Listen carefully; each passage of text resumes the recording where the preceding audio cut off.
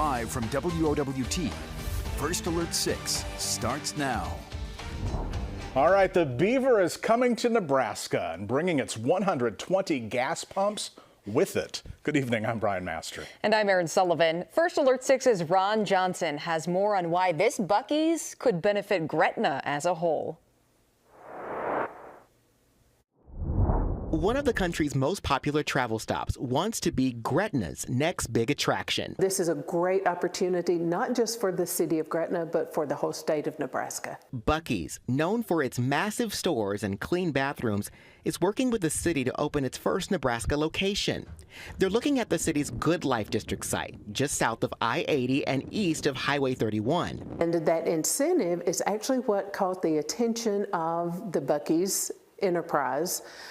Without it, I'm not convinced that they would have looked at Nebraska. Right now, city officials say plans are in the works to annex the land. They expect that process to wrap up by early March. In the meantime, news about the new Buc-ee's is traveling fast.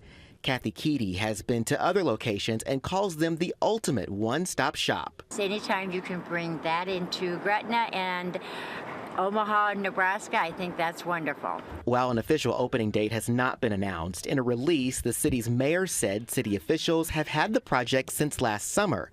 He and others are calling it a major economic development for the city. We're proud to have so many fantastic opportunities that have occurred and will continue to happen here, and this just adds to it. In Gretna, Ron Johnson, First Alert 6. The city says Buc-ee's will conduct a traffic study in the area to see what impact the store will have on the existing roads. They'll then share those findings with the Nebraska DOT. Now, this is just the latest.